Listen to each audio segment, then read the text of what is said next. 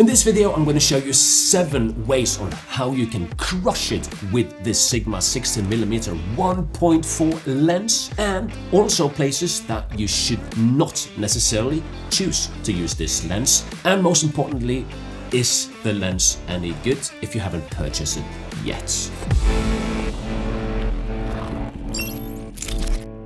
Now quickly, before we go to the first point, remember that this lens is available for various mounts. Today I'm using it on a Panasonic Lumix GH6, so just keep that in mind. First tip.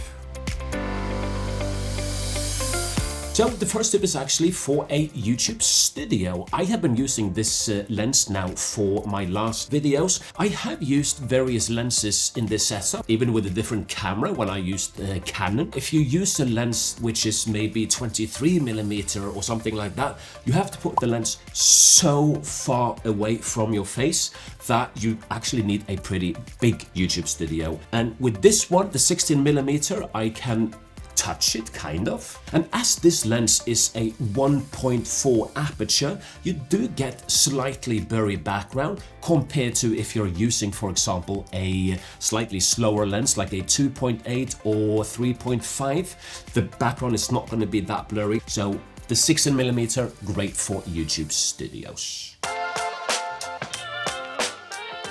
The 16mm is also great for vlogging, as you can hold the camera with the lens on an arm's length and you can see everything in the background where I am. Furthermore, you get this nice blurry background, so if you want to have a different look in your vlogs, this 16mm 1.4 is great for vlogging. Now, one thing. Depending a bit on what camera you have, the 16mm 1.4 might not really be good for vlogging, especially if you have the Sony A6000 series, because the lens is not stabilized, and those cameras haven't got an IBIS, a image stabilizer built in, while the Panasonic Lumix GH6 has a fantastic image stabilizer. So for me, this lens works perfectly, but just beware on what camera you have, if it's good for you or not.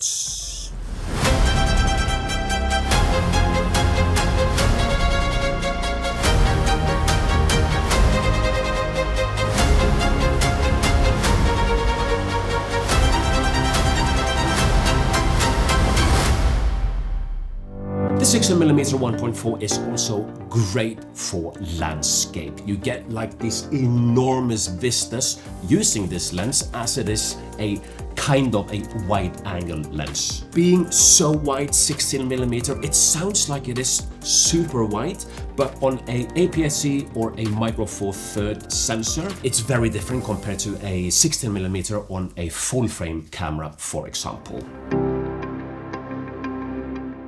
You might live in a city, or you don't have too much landscape to take pictures of on your everyday basis. So again, the 16mm is wide enough, as you can get a lot of the architecture, like the building or whatever, into the frame, compared to if you're using, let's say, a 24mm. You do need to then take a step back. You might have to cross the street, and it still might not be wide enough. So the 16mm, you are sure that you're going to get the building or the architecture in general that you're going to take a picture of. It's going to fit in your frame. Before we go on to the next tip, let me tell you quickly about today's sponsor, Motion Array. If you're a content creator of any kind, you need to check out Motion Array. Motion Array is kind of like a one-stop shop where you have music, sound effects, stock footage, templates. Motion Array just helps you to create better videos fast. Check out the link below, and if you sign up for an annual subscription, you're going to get $50 off thanks to our friends in Motion Array. Let's go to the next tip. A very cool thing about the Sigma 16mm 1.4 is that you can get really up close to a subject, or in this case a product, which makes it perfect for product photography. And as the lens is fast at 1.4, you get that bokeh-licious background. And for all the tips in the video, keep in mind that this Sigma lens is so sharp that you can drop it down to 1.4, which I love. As this lens can open to 1.4, it is perfect for nighttime photography. So if we compare a 1.4 lens to a 3.5, it is just like night and day, pun intended. With a 3.5 lens, you will struggle heavily in nighttime, while with the 1.4 lens you can use it for so much longer. You don't have to worry that it's going to be too dark because the lens is so fast compared to your, let's say, average kit lens.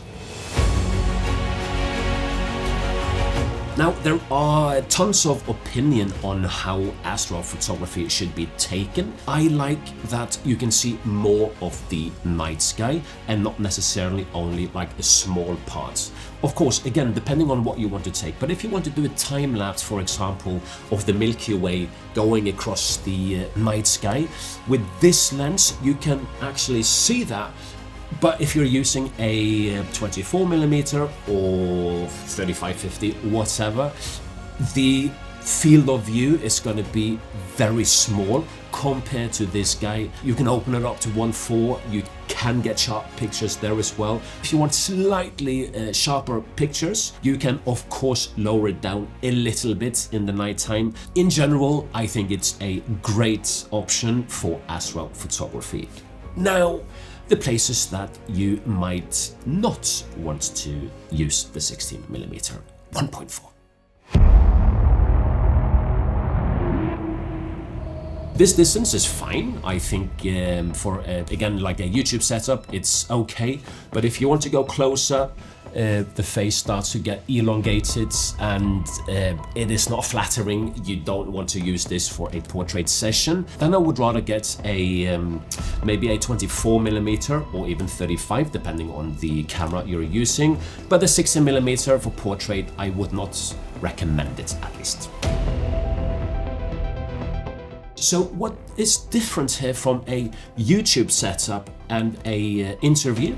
The YouTube setup is more like, it needs to be a bit more authentic compared to an interview. Now, I could use the 16mm maybe as a B camera, like so.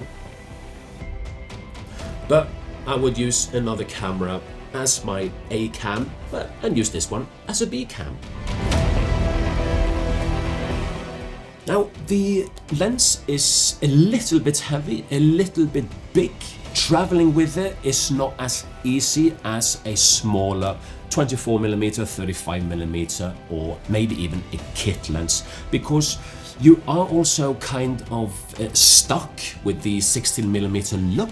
You might love that, I mean, I love it, but traveling with it, I would not travel only with the 16mm. I would definitely have something with a wider range, because you never know what's going to happen on your trip. One of the most important things when thinking of purchasing this lens is the quality you get compared to the price. It is a very good deal. I think I bought it for less than $300 right now, because the lens is not new, but I don't care as long as the lens is good. I mean, I bought the lens new, but the lens itself has been around for a few years. But still, I would get this lens if you have a APS-C sensor or a micro four thirds sensor. I love it. Now, if you are in doubt about this lens and you want to check out some other lenses out there, check out this playlist right here, where we have a collection of different lenses that you can have a look at instead of this one.